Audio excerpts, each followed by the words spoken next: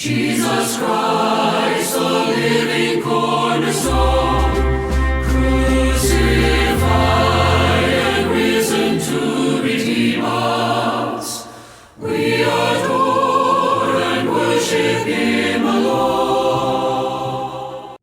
우리 오늘 같이 보실 하나님의 말씀 요한계시록 1장 3절입니다. 요한계시록 1장 3절 다 같이 일어나서 한음성으로 또 봉독하도록 하겠습니다. 요한계시록 1장 3절입니다.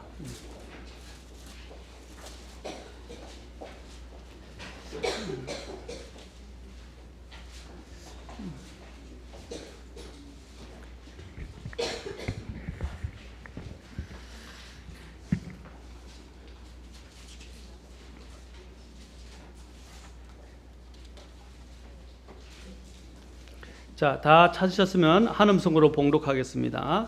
자, 시작. 이 대언의 말씀들을 읽는 자와 듣고 그 안에 기록된 그것들을 지키는 자들은 복이 있나니 이는 때가 가깝기 때문이라. 기도하겠습니다.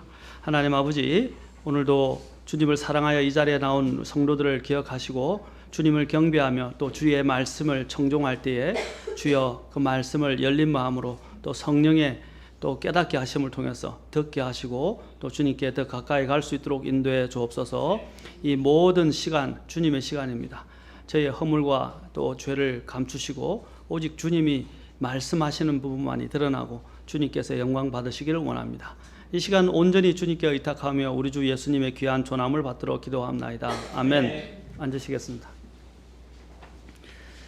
지난 시간에 저희가 이제 이 계시록은 7의 책이며 또 이 계시록을 읽게 되는 사람들에 대한 유익을 말씀드렸습니다. 그 유익 중에 특히 계시록뿐 아니라 성경을 읽는 사람들의 유익에 대해서도 우리가 확대해서 볼 수 있는데, 그 중에서 특히 이 유익과 관련해서 성경에서는 3가지 이 부분을 시행하는 사람들에게 복이 있도다라고 말씀을 하셨습니다. 이 계시록 1장 3절에 먼저 읽는 자, 성경을 읽는 자는 복이 있다라고 말씀하셨고, 그 다음에 읽지 말고 또 듣는 자에게 복이 있다 그랬고, 더 나아가서는 이 말씀을 순종하는 자에게 복이 있다라고 말씀드렸습니다. 그리고 요한계시록 또 22장에 가서도 또 7절에서도 이 성경을 또 순종하는 자에게 복이 있도다라고 다시 반복해서 우리에게 말씀하는 것을 보게 됩니다. 자, 여기서 성경을 여기서 읽는다라는 것은 아나기노스크로하고 전에 말씀드렸습니다. 이것은 성경을 정독하듯이 하나님의 뜻을 깨달아 알고자 하는 마음을 가지고 하나하나씩 구체적으로 읽어가는 것을 말하는 것이고, 또 더 나아가서는 이것은 또한 소리를 내어서 발음을 하면서 읽는 것이다 라고 말씀드렸습니다. 그래서 우리가 성경을 읽을 때에 제가 말하는 것들을 직접 눈으로 보는 것들을 내가 말을 하여 귀로 듣는 것을 통해서 이런 부분들의 말씀이 내 마음속에 맺히도록 성경을 읽는 것이 좋다라는 것입니다. 그래서 여러분이 혼자 읽을 때는 눈으로만 읽지 말고 소리를 내어서 읽는 것이 좋습니다. 그래서 제가 설교를 한다는데 저희 집사람이 알 겁니다. 아마 하기 전에 제가 일부러 소리를 내면서 집에서 1시간가량 성경을 쭉 계속 읽었어요. 그런데 소리를 내어서 읽으니까 확실히 달라요. 느낌이 다르고요. 그 들어오는 의미도 다르고, 이 3가지가 다 함께 움직이게 되니까, 그렇죠? 보고 듣고 생각하면서 실제 소리를 내면서 다 들으니까 시청각적으로 이렇게 다가오는 거예요. 그리고 굉장히 마음에 더 맺히게 되는 것을 보았습니다. 여러분들도 성경을 읽을 때 그러한 식으로 성경을 꼭 읽으시길 바랍니다. 우리는 또한 순종하는 것에 대해서, 필요성에 대해서 특히 제가 시간에 강조를 했는데, 오늘은 왜 우리가 이 성경을 읽고 듣고 또 부지런히 읽고 듣고 순종하고 지키는 이 일들에 들어져야 하는가 하는 그 이유에 대해서 오늘 성경은 또한 말씀을 하고 있습니다. 그것이 우리에게 복이 됩니다. 복이 있도다라는 이유도 있습니다. 복이 돼요. 그리고 하나님은 그 복을 명하셨고, 그 복을 또한 약속하셨고 명하셨고, 그 복을 또 누릴 수 있는 그 복이 어떤 것인지 또한 말씀을 해 주셨습니다. 자, 그렇다면 왜 또한 우리가 성경을 읽고 듣고 지켜야 하는가 하는 부분을 마지막에 해놨어요. 뭐라고 그랬습니까? 이는 때가 가깝기 때문이다. 때가 가까웠다. 모든 것에는 때가 있습니다. 때가 있습니다. 어떤 사람들은 좋은 기회가 오고 시기가 오는데도 불구하고 그 기회를 놓친 경우가 있어요. 특히 여러분들이 이렇게 단기적으로 투자를 하는 사람들 같은 경우는, 그렇죠? 특히 주식 같은 경우도 단기 투자를 하고 사는 직업으로 사는 사람들도 있어요. 그런 사람들에게서 가장 중요한 건 뭐냐면 손절매를 하는 시간입니다. 타이밍입니다. 손절매는 뭡니까? 손절매라는 것이 뭡니까? 사고 팔 때 시기를, 욕심을 부리면 안 되고요. 규칙을 정해놓고 그 규칙에 따라서 팔 때 빨리 팔아버리고 살 때 딱 사야 돼요. 더 많은 좀 이익을 얻겠다라고 생각하면 이상하게 참 생각하지 못한 대로 놓치게 됩니다. 그렇죠? 그런데 또한 또 내가 더 이것을 빨리 사겠다는 욕심이 앞서게 되면 또 더 좋은 시기를 놓칠 수 있다는 거예요. 그 규칙을 몇 퍼센트 정해놓은, 개인적으로 정해야 됩니다. 그 퍼센트 내지에서 왔다 갔다 할 때 딱 그 선에 이르면 거두절미하고 어떻게 합니까? 팔아버린든지 사든지 하는 이런 그 훈련을 해야 돼요. 이 훈련이 아니라 이렇게 제대로 훈련이 안 된 사람들이 개인적으로 개인이 투자를 하게 되면 손해를 많이 봅니다. 그렇죠? 손해를 많이 보는 경우인데 저는 주식 투자를 권장하지 않습니다. 주식 투자를 하게 되면 어떤 폐해가 있냐면요. 어떤 폐해가 있어요? 늘 머릿속에 제가 옛날 그 대학 때 주님으로 떠나가지고 당구에 빠졌던 생각을 합니다. 모든 사람들이, 모든 세상이 다 당구알로 보여요. 그럼 마찬가지로 주식 투자에 너무 빠지게 되면 모든 것들이 다 주식에 가 있어요. 그래서 하루 멀다 하고 늘 주식만 살피고 사람들과 교제도 안 하고 거의 폐인이 돼가는 것을 보게 됩니다. 여러분, 직장을 다니면서 주식을 하는 문제는 직장에서 하는 거니까 직장에서 하는 주식 증권회사에 다닌다고 그런다면 그럴 수밖에 없지만은 그렇지 않는다면은 가급적이면 그런 주식에 너무 마음을 내어주지 마세요. 주식의 원래 목적은 장기 투자입니다. 그렇죠? 근데 단기 투자로 먹고 살려고 이렇게 하다 보면 영혼이 폐가 되기 쉬워요. 영혼을 망친다 이 말입니다. 그것처럼 우리가 어느 시기의 적절성을 알아야 그 어떤 부분들에서 투자를 제대로 성공할 수 있는 것처럼 기회가 올 때 기회를 찾아야 됩니다. 마찬가지로 주님께서는 모든 것들은 다 때가 있다라고 말하고 있습니다. 전도서 특히 3장 1절부터 8절에 제가 수요일 날 말씀을 봤지만 전도서에서는 이렇게 말합니다. 하늘 아래 모든 일에는 시기가 있고 모든 목적한 것에는 때가 있도다. 모든 일에는 뭐라고 그랬어요? 시기가 있다 그랬어요. 그리고 모든 목적한 것에도 다 때가 있다고 그랬습니다. 다시 한번 제가 읽어드릴게요. 3장 2절부터 8절까지 읽어드리니까 찾으실 분 찾으시고 한번 보세요. 날 때가 있고 죽을 때가 있으며 심을 때가 있고 심은 것을 뽑을 때가 있으며 죽일 때가 있고 고칠 때가 있으며 무너뜨릴 때가 있고 세울 때가 있으며 울 때가 있고 웃을 때가 있으며 애곡할 때가 있고 춤출 때가 있으며 돌들을 버릴 때가 있고 돌들을 함께 모을 때가 있으며 껴안을 때가 있고 껴안는 것을 검할 때가 있으며 얻을 때가 있고 잃을 때가 있으며 지킬 때가 있고 버릴 때가 있으며 찢을 때가 있고 꿰맬 때가 있으며 잠잠할 때가 있고 말할 때가 있으며 사랑할 때가 있고 미워할 때가 있으며 전쟁할 때가 있고 화평할 때가 있도다 라고 말하고 있습니다. 다시 말해서 모든 생사, 우리가 살아가는 모든 나날 세상 속에는 다 때가 있다는 것입니다. 그 때를 놓치거나 잊어버릴 때 참으로 후회스러운 일들이 발생하게 됩니다. 그러므로 우리는 때를 바로 바라보고 준비하는 지혜로운 성도들이 되어야 한다는 것입니다. 예수님께서는 마태복음 16장 3절에서도 하루 너희가 하늘의 표적은 분별하면서도 뭐라고 그랬습니까? 너희가 시대의 표적은 분별하지 못하느냐라고 말씀하세요.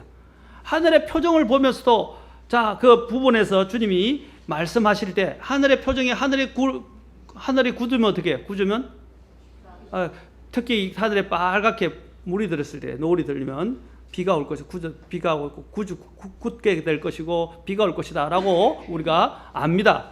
또 여러분들이 또 몸이 안 좋은 사람들은 뼈마디가 쑤시고 이렇게 그렇죠? 저기압이 오고 온 자신이 욱신각신하게 이 비가 올라가는갑다 하면 꼭 비가 와요. 그렇죠? 나이 드신 분들 특히 몸이 안 좋으신 분들은 느낍니다. 그것들이 뭐냐면 우리가 그런 것들을 통해서 뭔가 올 것이다 라는 것을 감지하고 예감하는 것처럼 동물들도 지진이 일어나게 되면 막 정신을 못 차려서 막 허겁지겁 이리저리 뛰어다닌다고 그럽니다. 실제로 지금 제가 얼마 전에 지진 일어난 부분들에 대한 장면을 한번 이렇게 자료를 통해서 봤는데, 지진 났는데 개가요, 딱 몇십 초 전에 이미 그 움직임을 알고 건물에서 바로 밖으로 튀쳐나가더라고요.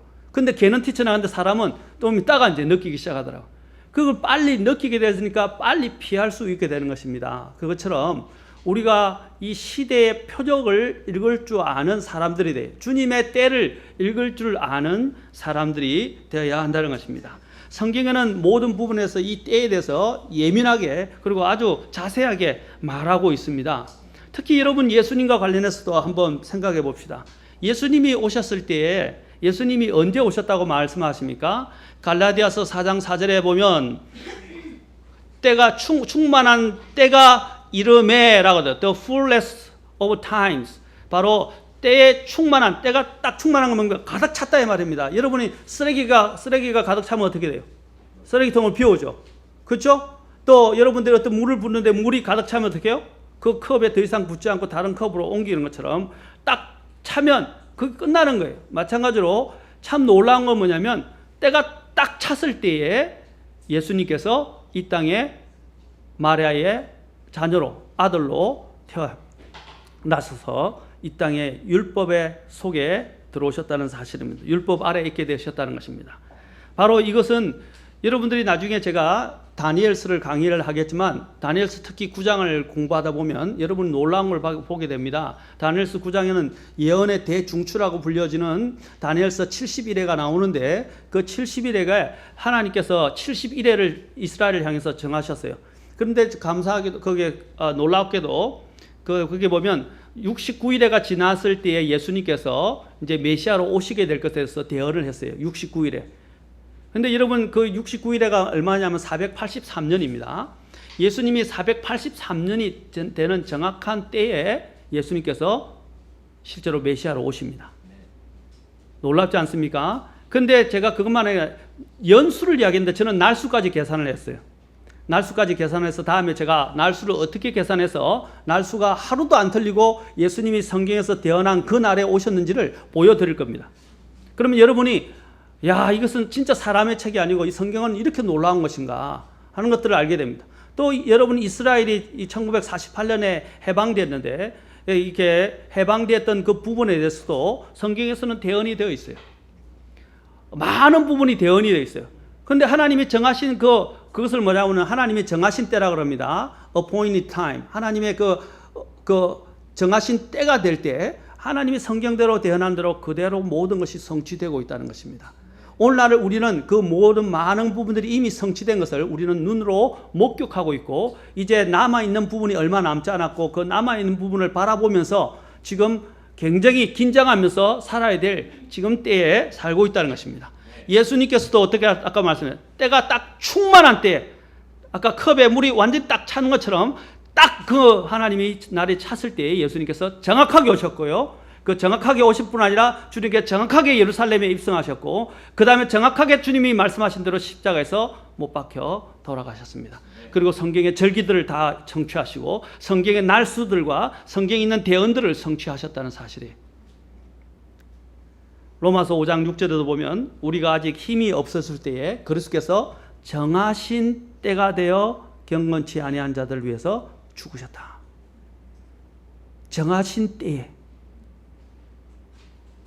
여러분 누가 여러분들의 운명 죽는 날과 사는 날 여러분이 어떤 무슨 일이 떨어지고 또 어떤 놀라운 일들이 일어나는 일들을 누가 얘기나 한다고 한번 생각해 보세요.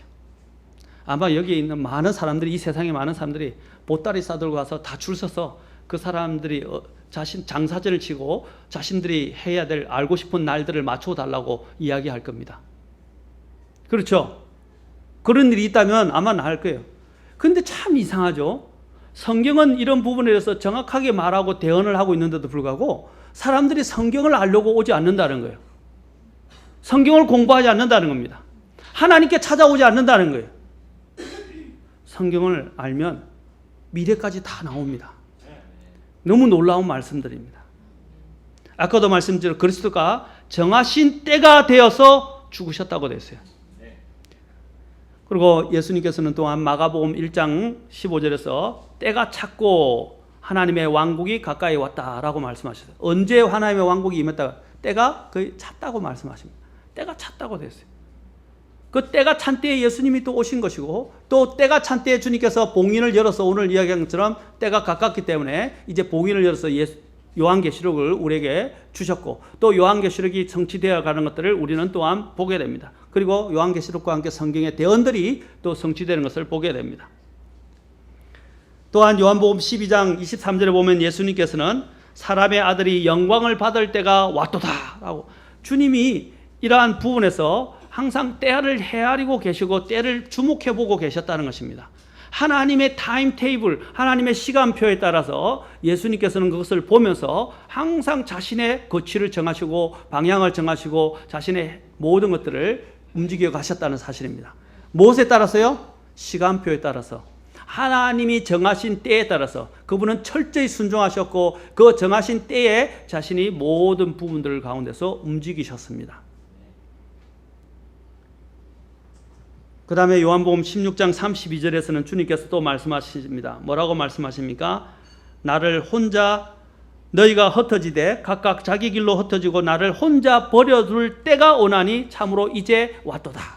주님은 아까 같이 때를 헤아리는 마음을 가지고 계셨고 항상 그것에 염두를 두고 그것에 따라 움직이셨다는 것입니다. 또한 요한복음 13장 1절에 보면 또 예수님께서 유월절 전에 예수님께서 자기 때가 이르러 자기가 이 세상을 떠나 아버지께로 가야 할 줄 아시고 라고 되어 있어요. 예수님이 자신이 이제 제자들을 떠나서 아버지 하나님께로 가야 될 그 날이 오고 있다는 것을 알고 계셨어요. 요한복음 17장 1절에서도 아버지여 라고 말씀을 기도하시면서 아버지여 때가 이르렀사오니 아버지의 아들을 영화롭게 하사 라고 말씀합니다. 그리고 또 마태복음 26장 18절에 보면 내 때가 가까이 왔으니 내가 내 제자들과 함께 너의 집에서 유월절을 지키겠다. 딱 정확한 유월절, 주님이 죽으셔 유월절 어린 양으로서 예수님은 오셨고, 또한 예수님은 유월절 어린 양을 성취하기 위해서 오셨고, 유월절 어린 양으로서 이것을 성취하기 위해서 유월절에 주님은 어떻게 하셨어요? 마지막 만찬을 지키셨다는 사실입니다. 그리고 난 다음에 제가 아까도 말했지만 다니엘에서 대언한 대로 주님께서는 메시아 통치자로서 공식적으로 자신을 드러내는 때가 온 줄 다 이미 마음속에 두시고 나귀를 타고 예루살렘에 메시아로서 등장하십니다. 공식적으로 등장을 하세요. 언제라고요? 때에 맞춰서. 때를 알고 계셨어요. 여러분, 주님께서는 이러한 하나님의 때를 늘 알고 계시고 염두에 두시고 그 때에 따라 움직이셨던 것처럼 마찬가지로 우리도 또한 지금 이 때가 항상 있는 것이 아니라는, 아까 기회가 있을 때 기회를 찾아야 된다고 말씀드렸습니다. 오늘 이 구원도 마찬가지입니다. 우리의 구원도 때가 있으면 시기가 있다는 사실입니다. 고린도후서 9장 6장 2절에 보시면 이렇게 말씀하십니다. 받아주는 때에 내가 너의 말을 들었고 구원의 날에 내가 너를 구조하였노라.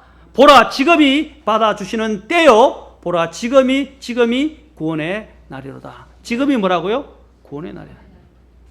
지금이래. 지금. 내일이 아니에요. 지금이라고 하는. 왜냐하면 내일이 올지 않을지 우리는 몰라요. 지금이 기회. 구원을 받아야 할 가장 중요한 기회라는 것입니다. 그런데 우리는 마귀의 가장 큰 속임수 중에 하나가 뭡니까? 자꾸 때를 미루는 거예요. 내일이 있을 거라고 이야기하는 것입니다. 여러분, 나중에 제가 내일에 대해서 조금 다룰 겁니다.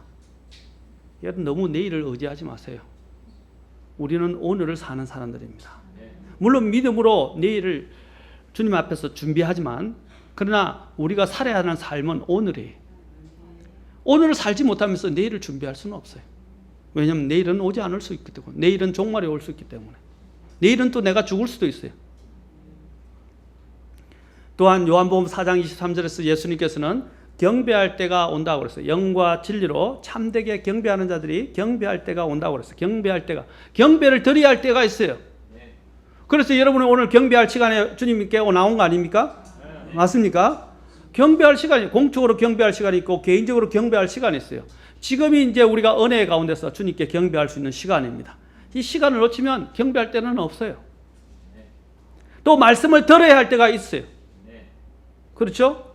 바로 그런 때를 항상 우리는 활용해야 되고 그것을 놓치지 말아야 합니다. 여러분들이 그 수업, 특히 옛날에 어떤 세미나나 수업이나 중요한 강좌를 듣게 될 때 그 시간을 놓치면 어떻게 해요? 그 강좌 못 듣습니다. 늦으면 어떻게 해요? 그만큼 그 들어야 될 것을 읽습니다. 특히 옛날에 저도 시험을 칠 때 이것은 반드시 들어야 되고 시험에 나오는 문제예요.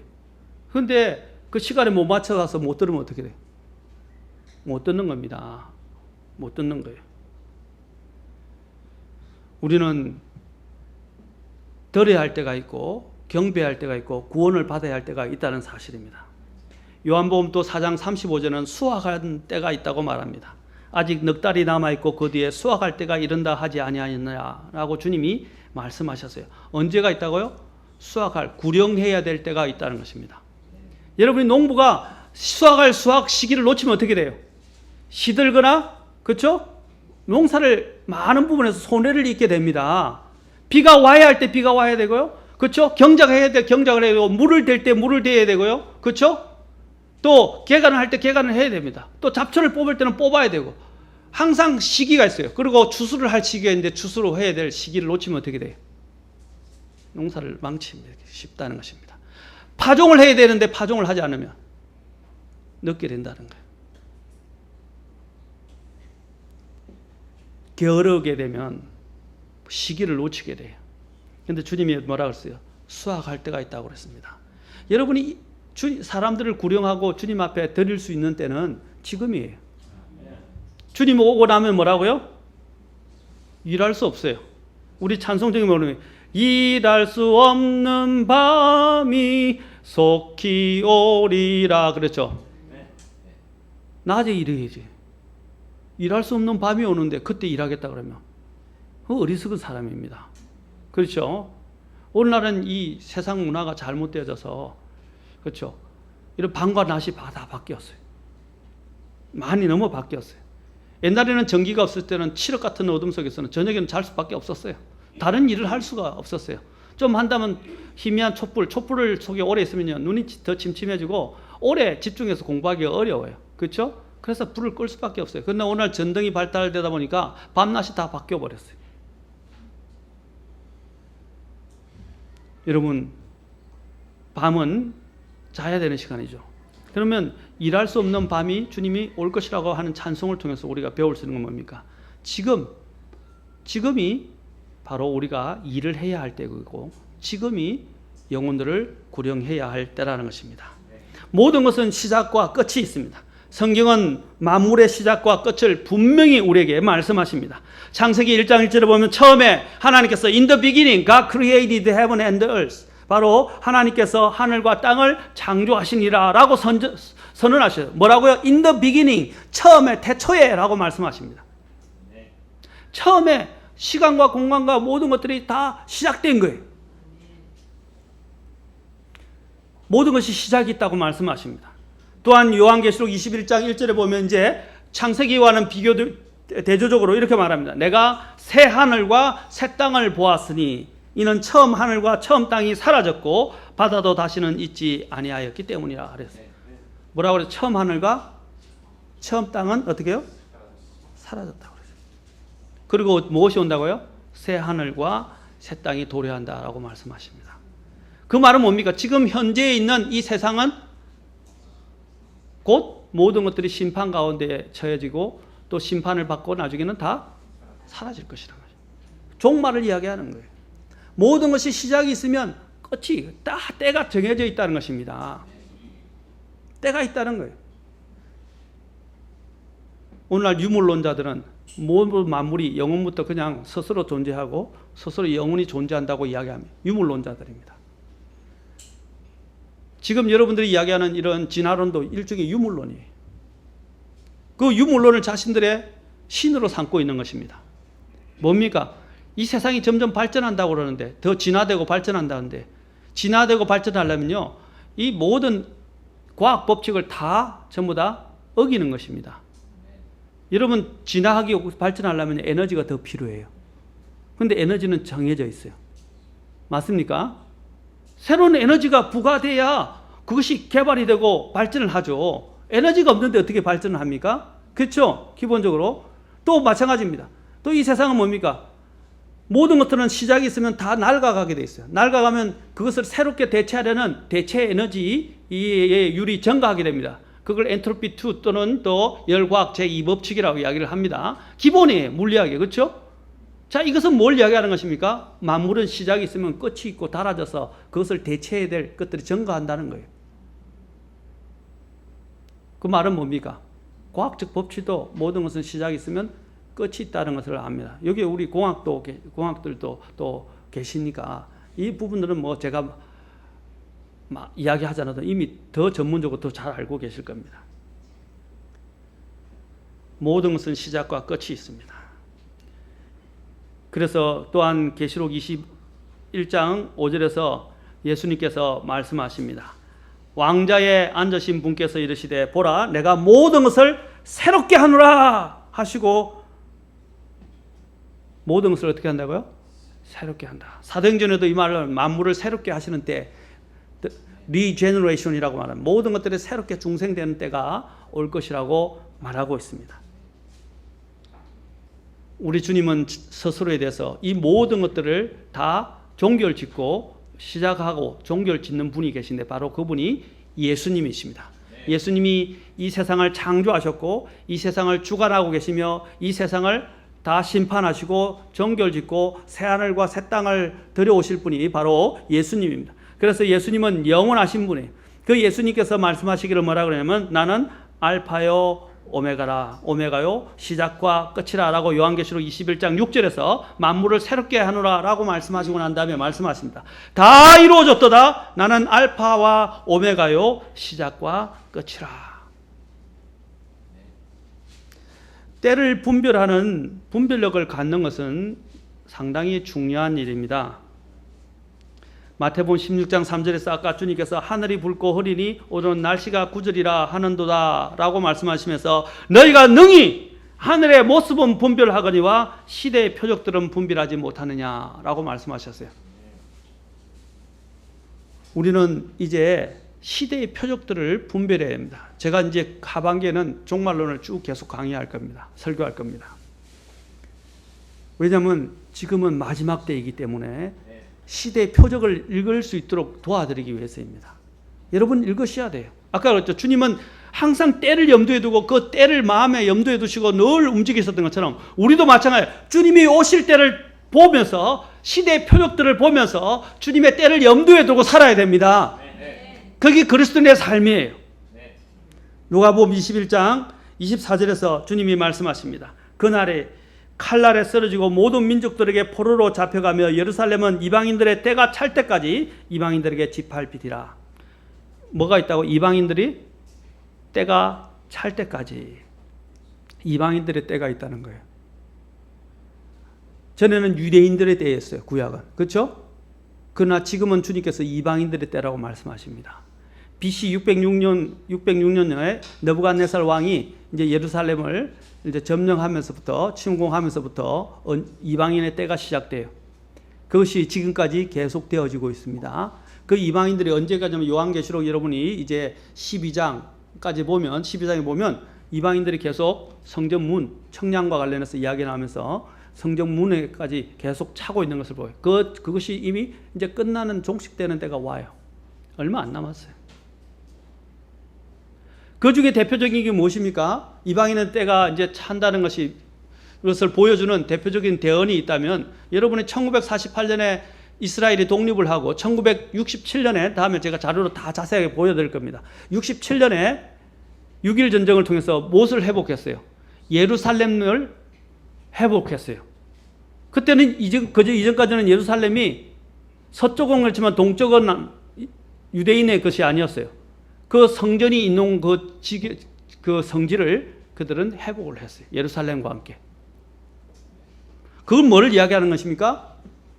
뭘 이야기하는 거예요? 예루살렘이 늘 이방인들의 손에 넘어갔어요. AD 70년 이후에 특히 대표적으로 완전히 이방인들의 손에 잠겼어요. 찾을 기미가 없었어요. 그런데 70년부터 생각해 보세요. 1900년이 지난 다음에 1967년 거의 2000년 가까이 지난 다음에 어떻게 됐어요? 상상도 할 수 없는 일들이 일어났는데 뭐냐면 예루살렘이 회복되었어요. 누구의 손에? 유대인들에게. 그 말은 뭘 이야기하는 겁니까? 이방인들의 수가 찰 때까지 했던 것처럼 그 예루살렘이 아까 짓밟히리라고 그랬죠. 예루살렘이. 그렇죠? 예루살렘이 이방인들의 때가 찰 때까지 짓밟히는데 지금 회복이 되고 이제 성전까지 지어지면 어떻게 돼요? 끝나는 거예요. 성전 짓고자 착수가 되면 끝나는 거예요. 지금 그것은 우리에게 뭘 이야기하면 주님 오실 때가 바로 코앞에 우리 눈앞에 이르렀다는 것을 이야기하는 거예요. 그런데 우리가 이렇게 살면 안 된다 이 말이에요. 제가 말씀드린 건 때를 읽고 준비를 하셔야 된다는 겁니다. 베드로전서 4장 17절에서는 하나님의 집에서 반드시 심판할 때가 일어나니, 자 보십시오. 하나님의 집에서도 반드시 심판할 때가 일어나니 라고 말씀하십니다. 심판은요 믿지 않는 사람들에게 일어나는 게 아니에요. 믿는 자들을 향한 심판도 있어요. 우리가 지옥을 하는 심판은 받지 않지만 하나님 앞에 서서 모든 것을 오늘 오전에 배웠던 것처럼 오전 성경 공부 시간에 주일학교 주님 앞에 회개 보고하고 결산할 때가 온다는 겁니다. 또한 요한복음 5장 25절과 28절에서 예수님께서 말씀하셨습니다. 진실로 진실로 내가 너에게 이르노니 죽은 자들이 하나님의 아들의 음성을 들을 때가 오고 있는데 곧 지금이라. 듣는 자들은 살리라. 이 말에 놀라지 말라. 무덤 속에 있는 모든 자들이 그분의 음성을 듣고 나올 때가 오고 있나니. 예수님이 이 말씀을 하실 때는 언제예요? 2000년 전이죠. 맞습니까? 그런데도 주님은 그것을 지금이라고 말씀하셨어요. 왜? 주님께는 하루가 1000년 같고 1000년이 하루 같아요. 그런데 벌써 2000년이 지났어요. 그러면 우리는 지금 어떤 시기에 있어요? 그 어떤 때보다도 지금 더 가까이 그것에 근접했다는 사실입니다. 사도행전 3장 19절에서도 그런즉 너희는 회개하고 회심하라. 그리하면 새롭게 하는 때가 주의 앞으로부터 이를 때에 너희 죄들이 말소될 것이요. 회개하고 회심할 때가 새롭게 하는 때가 있기 때문에 지금 해야 할 일은 회개하고 회심하는 겁니다. 회개하고 회심하라. 새롭게 하는 때 그것이 주님께로부터 올 거라고 말합니다. 그래서 오늘 말씀에서는 주님께서 더 말씀하시면서 이제 때가 가깝기 때문이다라고 말씀하셨는데, 자 요한계시록 22장 7절은 가봅시다. 7절과 10절, 11절 봅시다. 주님이 또한 말씀하십니다. 오늘은 이상하게 조는 분들이 굉장히 많으시네요. 여러분 그러면 경배의 때, 그렇죠? 그 때를 놓치시는 겁니다. 여기 졸로 온 것, 자러 온 것이 아니고 말씀을 들으러 왔습니다. 그렇죠? 경배하러 왔습니다. 그렇지 않습니까? 네. 때를 놓치지 마세요. 오늘 들었던 그 말씀이 여러분의 평생을, 영혼을 좌우할 수도 있습니다. 계시록 22장 7절 보라 내가 속히 오리니, 주님이 속히 오리니 이 책의 대언의 말씀들을 지키는 자는 복이 있도다 라고 했어요. 주님이 속히 오시겠다고 말씀하셨어요. 계시록 22장 10절 11절도 보십시오. 또 그가 내게 이르되 이 책의 대언의 말씀들을 봉인하지 말라. 뭐라고 그랬습니까? 때가 가깝기 때문에. 때가 가깝기 때문에 봉인하지 말라고 하셨습니다. 그리고 22장 11절 같이 읽읍시다. 22장 11절도 중요합니다. 자, 때가 가까우면 어떤 현상이 일어나는지 잘 보세요. 잘 보세요. 자, 같이 읽겠습니다. 시작. 불의한 자는 그대로 불의하게 두고 더러운 자는 그대로 더럽게 두며 어려운 자는 그대로 어렵게 두고 거룩한 자는 그대로 거룩하게 둘지니라.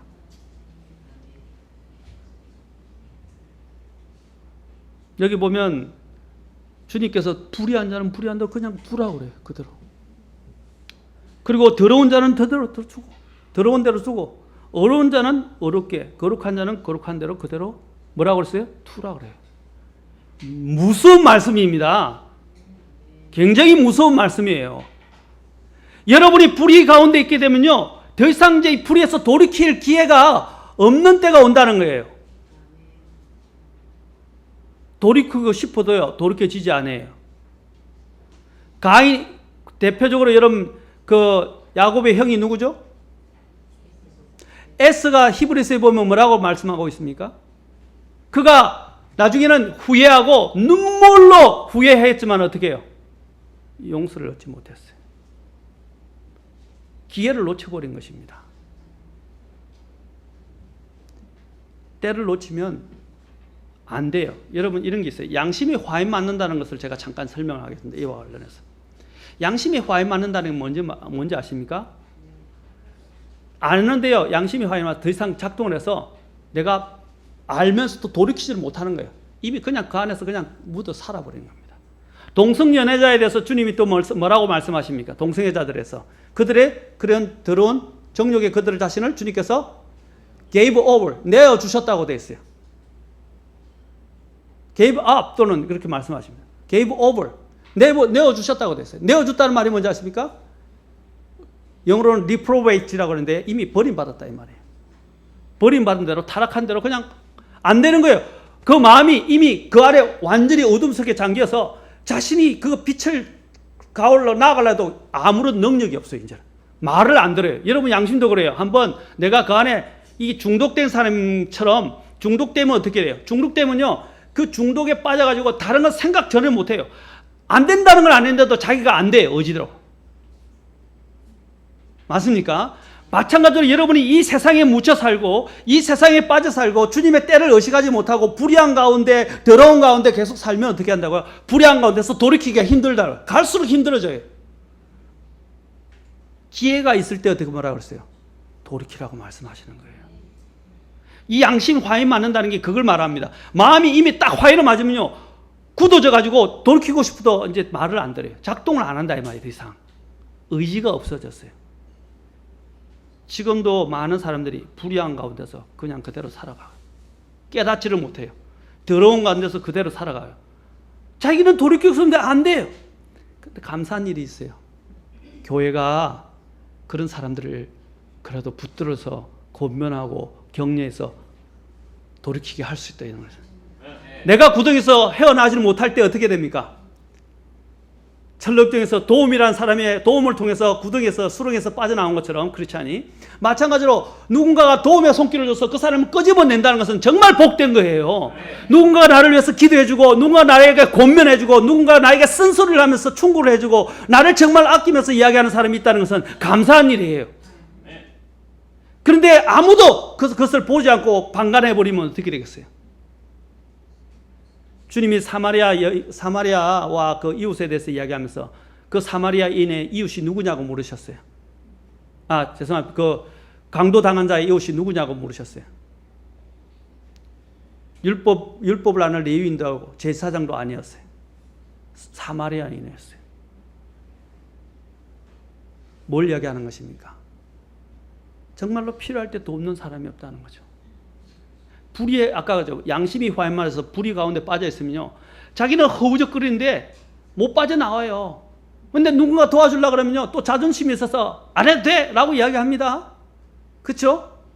근데 여러분 누군가 도와주려고 때 그 손을 붙잡아야 돼요. 누군가가 이야기할 때 그 음성을 들어야 돼요. 그래야 내가 자꾸 그 구덩이에서 빠져나올 수 있어요. 특히 중독자들은요 스스로 고칠 수 있는 힘이 없어요. 그럴 때 어떻게 해요? 약의 힘이나 옆에서 도와주는 사람의 힘이 없으면 안 된다 이 말입니다. 그것처럼 우리가 이 양심이 화에 맞고 우리가 주님 앞에서 완전히 이 죄 가운데 빠져 있는 사람은요 못 나와요. 그래서 교회가요. 교회에 왜 와야 됩니까? 그런 분들을 통해서 들에게 하나님이 주시는 메시지가 있고요. 그럼 아프죠. 아파요. 왜? 듣기 싫죠. 어떤 때는 짜증, 어떤 때는 마음이 아파요. 비수를 꽂는 것처럼 들릴 수도 있어요. 그러나 인간은요 죄성이 있기 때문에 그 비수를 꼽는 듯한 말씀을 듣지 않으면요 깨닫지를 않아요. 오늘 교회들이 왜 이렇게 타락했습니까? 왜 오늘날 많은 사람들이 기독교가 이렇게 타락합니까? 깨닫는 그런 비수와 같은 말씀을 선포하기보다는 사람들의 길을 긁어주고 사람들의 마음에 감정을 돋구다주고 그 듣기 좋은 소리만 하기 때문입니다. 여러분들이 목사님이 강한 말씀을 할 때 왜 목사님이 저렇게 맨날 강하게 이야기하시냐라고 생각하지 마세요. 그때는 여러분 마음을 귀를 열고 마음을 하나님이 말씀하시는 것처럼 들어야 됩니다. 그래야 회개할 기회를 얻게 되고 마음을 돌이킬 기회를 얻게 되는 거예요. 마음이 굳어지면 정말 힘듭니다. 여기 보십시오. 불의한 자는 그대로 불의하게 두고 더러운 자는 그대로 두며 의로운 자는 그대로 의롭게 두고 거룩한 자는 그대로 거룩하게 둘지니라. 이 요한계시록 22장 11절의 말씀을 사실 이것이 어디서 인용됐냐면요, 다니엘서에서 왔어요. 다니엘서 12장 10절도 한번 붙들고 있고 다니엘서 12장 10절로 가봅시다. 다니엘서 12장 10절에도 말합니다.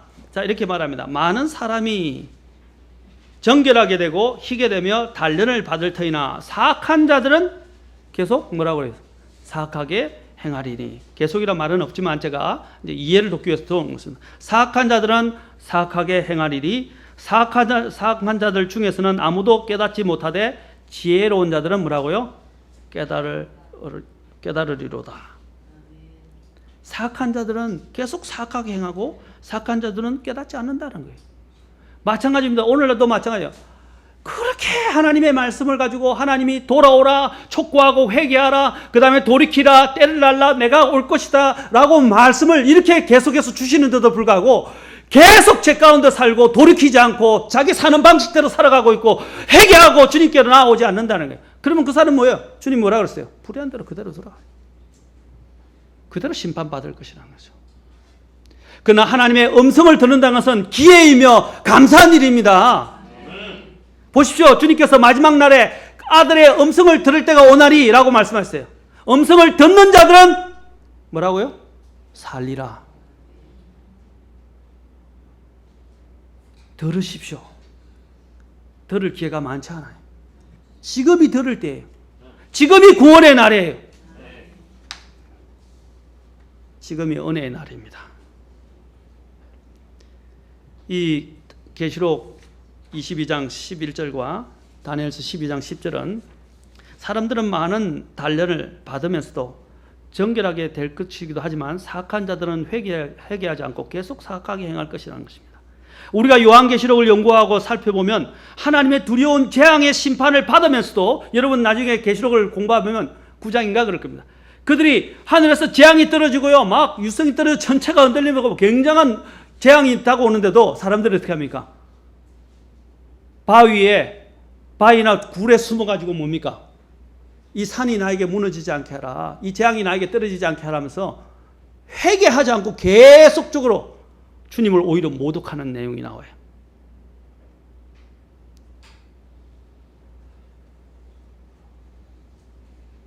두려운 심판을 받으면서도 끝까지 회개하지 않는 자들입니다. 주님이 말씀하시는 오늘 요한계시를 통해서 왜 이 말씀을, 이 말씀을 분명히 주님께서 마지막에 다 전했는데도 이제 안 바뀐다면 그냥 불의한 자는 더 이상 바뀔 가능성이 없기 때문에 그냥 그대로 두라는 겁니다. 바뀔 수 없다는 겁니다. 더 이상 그 사람들을 바뀌게 할 수 있는 다른 원천을 제공할 수 없다는 거예요. 지옥에 갔을 때 지옥에 있는 부자가 뭐라고 그랬습니까? 나사로를 살려서 보내서 이 지옥에 제발 오게 하지 말게 해달라고 보내달라고 부탁을 했어요. 그때 아브라함이 뭐라고 그랬습니까? 뭐라고 그랬어요? 그가 대언자가 있고 말씀이 있는데 이미 성경이 있고 말씀이 있고 그들에게 촉구하는 생명의 말씀인데 그 말씀을 듣지 않으면 기회가 없다는 거예요. 죽은 자가 살아나는 그런 기적이 있다 할지라도 그들은 믿지 않는다는 것입니다. 지금 여기서 이야기하는 게 뭡니까? 하나님의 이 계시록 말씀이 지금 22장 11절이죠. 계시록이 다 정리가 됐어요. 이제 정리가 돼서 계시록을 제시합니다. 이제 이 계시록 말씀, 생명의 말씀으로 그들을 돌이키고 회개하라고 촉구하고 원천을 보여줬는데도 불구하고 어떻게 됐습니까? 다 제공했다. 주님이 제공할 수 있는 건 다 제공했다는 거예요. 말씀을 다 펼쳐서 보여주시고 미래까지 어떤 일이 일어날 것이 보여주셨어요. 맞습니까? 그런데 또 돌이키지 않으면 어떻게 해요? 방법이 없다는 겁니다. 방법이 없다. 그래서 이 계시록을 읽어야 돼요. 계시록을 여러분 읽으면서 이 세상에 얼마나 엄청난 재앙이 오게 될 것이고 심판이 임하게 될 것인지 두려운 마음으로 이걸 읽어요. 그래 각성하라는 거예요. 근데 이것을 다 읽었는데도 변화가 없다. 그러면 또 읽어요. 또 없다. 아까 읽는 자 그랬죠. 또 읽어요. 근데 읽었는데도 계속 변화가 없으면 이제는 더 이상 기회가 없다는 거예요. 지금 그 말씀을 하시는 겁니다. 세상에 믿지 않는 사람들은 고사하고 교회 안에 있는 사람들이 끊임없이 세상에 동화되고 마음과 정을 이 땅에 붙이고 삽니다. 영원히 살 것처럼. 사탄은 또한 그리스도인들이 이 땅에서의 앞날을 보며 살도록 유혹을 합니다. 2000년이 넘도록 지금까지 또 예수님은 재림하시지 않고 있습니다. 그런데도 여전히 성경은 우리에게 계속 말씀하십니다. 때가 가까우니라. 내가 속히 오리라. 아직 그렇습니다. 아직 이루어지지도 않고 예수님의 재림의 때가 가까운 것으로 느끼며 확신하는 마음은 그것이 바로 마음을 하늘에 두고 살고 있다는 증거를 말하는 것입니다. 마음이 어디 있는가를 이야기하는 거예요. 마음이 하늘에 있는가 땅에 있는가. 요한계시록이 이것이 결론입니다. 성경 정체가 실행적으로 우리에게 요구하고 있는 것이 바로 때가 가깝다고 하는 이런 종말 의식, 곧 예수님의 재림이 가까웠다는 그런 의식을 갖고 살아갈 것을 지금 계속 촉구하고 요구하고 있는 것입니다. 그게 최종적인 요구예요. 최종적인 요구.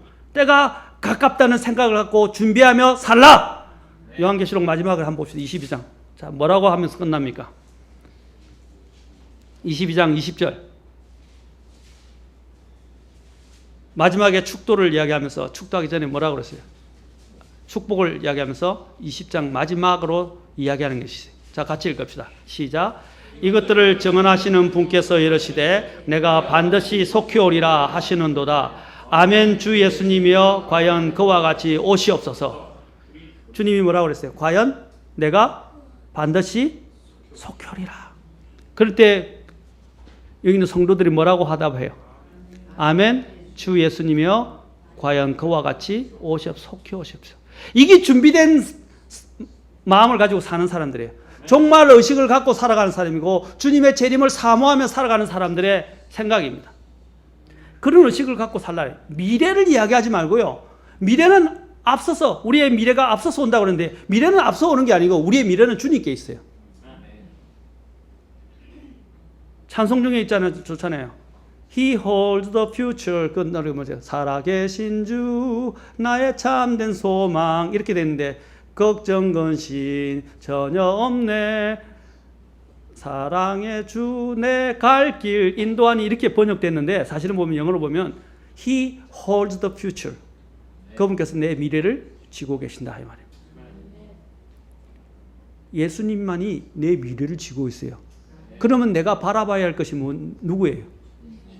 예수님이에요. 미래가 아니에요. 내일이 아니에요. 주님을 바라보면서 살아가야 돼요. 아멘? 왜냐하면 주님이 오시면 끝이에요. 내일은 없어요. 그래서 우리의 소망을 어디에 두고 살아야 한다는 것입니까? 주님께 하늘에 두고 살라 이 말입니다. 이 땅에 정을 붙이고 살지 말라 해요. 내일을 기약하면서 살지 말라는 거예요. 왜냐하면 사탄이 자꾸 내일 이야기하기 때문에 사람들은 내일에 속아서 살다 말입니다. 우리는 예수님께 우리의 소망을 두고 살아야 합니다. 그래서 이 땅에 사는 동안 우리의 소망은 오늘 오전에 배웠죠? 오늘 교재에 참 잘 나왔어요. 오늘 제가 이야기한 그대로 나왔어요. 그 교재에 뭐라고 돼 있어요? 옛날에 초대교회는요, 만날 때는 처음에는 샬롬이라고 만났어요.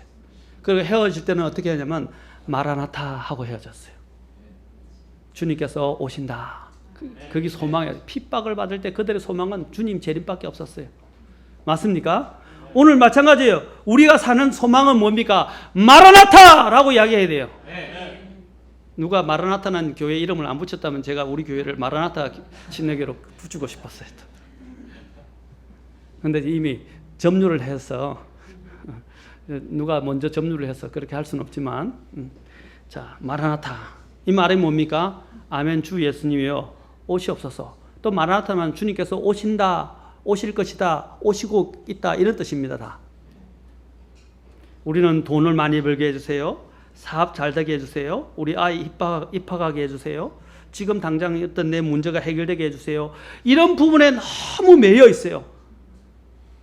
저는 전에 설교했지만 마음의 지경을 넓히세요. 좀 제발 그런 것보다도 뭐냐면 내 소망을 좀 주 예수님 언제든지 오시옵소서, 빨리 오시옵소서 하는 마음으로 살면 좋겠어요. 아멘? 그 기도가 먼저 되면 좋겠어요. 준비가 안 된 사람은요, 항상 그럽니다. 주님, 조금만. 지금 안 됩니다. 제가 지금 준비가 안 됐어요. 그런 마음으로 살아가면 준비가 안 돼요. 맞습니까? 우리 초대교회에 핍박을 받는 성도들은 항상 마라나타, 주님 언제든지 속히 오시옵소서라는 신앙을 갖고 살았던 것처럼 오늘도 우리도 아까도 그랬죠. 이전보다도 2000년이 더 지났고 지금은 때가 너무 가까워요. 그럴 때면 우리는 어떤 마음을 가지고요? 주님 오시옵소서. 제가 준비하겠나이다. 마치 여러분 10처녀 중에서 5처녀가 등불을 가지고 준비한 것처럼, 그렇죠? 등불을 준비한 것, 신랑을 맞이할 준비하는 것처럼 우리도 또한 주님이 오실 것을 맞이할 준비하는 마음으로 살아야 됩니다. 이제는 그냥 될 대로 살고 그냥 아무 때나 살고 그냥 있는 그대로 살면 안 돼요. 돌이키십시오, 제발. 정신을 차려야 됩니다. 제가 대언하는 게 아니에요. 예언하는 게 아니에요. 제가 지금 자료를 가지고 지금 시간이 촉박한데 한 달 동안에 이걸 제대로 가르칠 수 있을까 지금 제가 걱정인데, 요번 9월과 10월 올해 여러분 9월에서 12월 되면 일이 터집니다.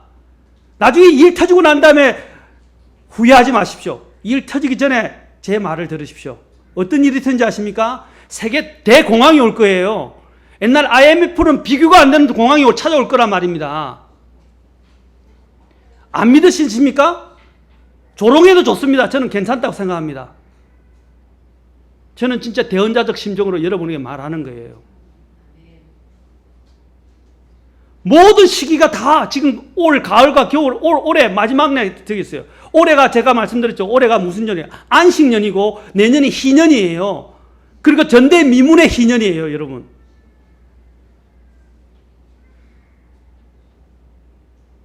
지금 이 일이 나면 어떻게 돼? 전부 믿지 않는 사람들까지도 세계 대공황이 올 것이라고 경제학자들이 이야기합니다. 여러분 경제 공황이 왔을 때 어떻게, 우리나라는 IMF 통해서 겪었어요. 지금 그리스 사태, 여러분 키프로스 사태, 이건 아무것도 아니에요. 키프로스 사태 어떻게 했습니까? 공황이 오니까 어떻게 됐어요? 은행이 다 문을 닫아버렸어요. 그러니까 어떻게 해요? 나라 한도에서 얼마 주기로 한 한도 위에는요, 돈을 더 이상 찾지를 못하고 모든 돈은 다 날아가 버렸어요. 지금 그리스도 어떻게 된다고 그랬어요? 하루에 몇십 불? 몇십 불을 제가 잊어버렸어요. 몇십 불 위에는 못 찾아요. 한도액이 책정돼서 돈을 아무리 급하고 찾고 싶어도 돈을 못 찾아요. 은행이 문을 닫아버려요. 은행이 돈을 안 내줘요. 그게 나비 일이라고 생각하십니까? 우리나라 가계빚이 제가 다음에 우리가 1100조예요. 가계대출이요. 주택담보대출이 거의 60%를 넘어요. 무슨 말입니까? 만약에 여러분 이자율이 뛴다고 생각해 보세요. 어떻게 되겠어요? 이자율이 1, 2%가 아니라 확 뛰어버리면 어떻게 되겠어요? 제가 IMF 때 미국에서 공부했었는데 어떻게 된지 아십니까? 유학 포기하려고 그랬어요. 그때 이상하게 제가 유학을 갔어요. 제가 갈 때는요, 환율이 800원대였어요. 800원대. 미국 갈 때. 그런데 미국에서 IMF 터지가 어떻게 된지 아세요? 환율이 1,700원, 1,800원. 그래서 돈이 필요해서 돈을 보내야 되는데 돈이 보내면 어떻게 돼요? 제가 필요한 돈의 반이 딱 잘라져서 왔어요. 반도 못 되게. 얼마나 황당. 그래 너무 어려워서 유학 포기하려고 그랬어요. 근데 한 사람이 부럽더라고요. 제가 재밌는 이야기 해드릴게요. 한 사람이 저하고 같이 이제 유학 그때 생활할 때 처음에 있었던 분인데, 그분은 1년 동안 이제 단기 어학연수로 왔던 사람인데, 어학연수로 왔던데, 그 사람은 1년이 다 돼서 이제 돌아갈 시기예요. 돌아갈 시기인데, 그 사람은 도요타 차도 사고요. 차를 타고 다니면서 공부를 다 했어요. 근데 그 도요타 차를 이제 중고 1년 됐으니까 사가지고 1년을 다시 되팔았어요. 1년 되니까 중고 이제 세일을 해요. 그래서 무빙 세일 이렇게 하면서 파는데, 그래서 차를 팔았어요. 그런데 그걸 만약에 이제 거기서 차를 2만 달러에 샀는데, 그죠? 2만 달러에 샀는데 중고가 1년 지나 가치가 하락을 하더라도 한 17,000불, 18,000불 이렇게 팔 수 있었어요. 그래 17,000불, 18,000불 파는데 어떻게 된지 아십니까? 1년 전에 왔을 때는요, 싸게 샀잖아요. 그렇죠? 달러를 팔고 달러를 해소하는데 그가 뭐냐면 차값보다 더 많은 걸 돈을 해소해서 돌아갔어요. 야, 부럽더라고요. 나는 떨어져서 공부를 해야 되나 말아야 되냐 이런 생각하고 발이 뚝 잘려서 오는데 그 사람은 더 많은 걸 벌어서 갔어요. 달러가 올라갔기 때문에. 마찬가지로 지금 제가 말씀드리는 요지는 그겁니다. 이런 재난이 들어오기 이제 오고 재앙이 오기 시작하면 우리가 상상하는 것보다 더 어렵게 될 것이고 살 수 있는 여러 가지 방법들이 다 없어지게 될 겁니다. 지금이 바로 깨어서 주님의 재림을 대비하면서 살아야 합니다. 지금 이대로 그냥 그렇게 살아가지 마세요. 이제는 정신을 차려야 됩니다. 주님이 뭐라 그랬습니까? 마지막 때가 됐을 때는 정신을 차리고 살라라고 말씀하셨습니다. 자, 야고보서 잠깐 봅시다. 이제 정리하겠습니다. 야고보서 보시면 주님의 재림이 올 때 우리는 어떤 식으로 준비해야 되는지 자, 몇 가지 봅시다. 야고보서에서도 또 잘 보여주고 있습니다.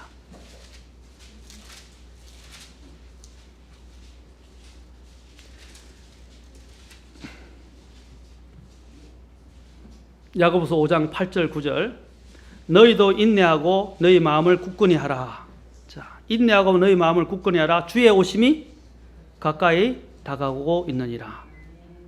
주의 오심이 가까이 다가올 때는 인내하고 마음을 굳건히 하라고. 또 보십시오. 9절에 형제들아 뭐라고요? 서로 불평하지 말라. 그리하여 너희가 정죄를 받지 아니하리라. 보라 뭐라고요? 심판자께서 문 앞에 서 계신다. 불평하지 말라 말이에요. 또 인내하고 마음을 굳건히 하라고 말합니다. 주님이 오실 때.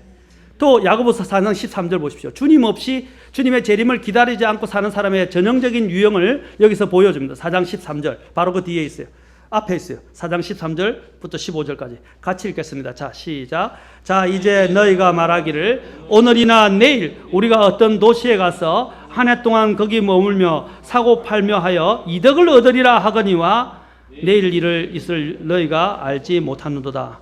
너희 생명이 무엇이냐? 그것은 곧 잠시 나타났다가 그 뒤에 사라져버리는 수정기니라. 그런 까닭에 너희가 마땅히 말하기를 주께서 원하시면 우리가 살며 이것이나 저것을 하리라 하여야 하나. 자, 이 무슨 말이냐면 야고보 4장 13절에는 주님 없이 오늘 내일 내가 이곳 저곳 가면서 장사하면서 이득을 남기면서 이윤을 남기면서 살자 이렇게 주님과는 관계없이 새 삶을 계획하면서 사는 걸 이야기합니다.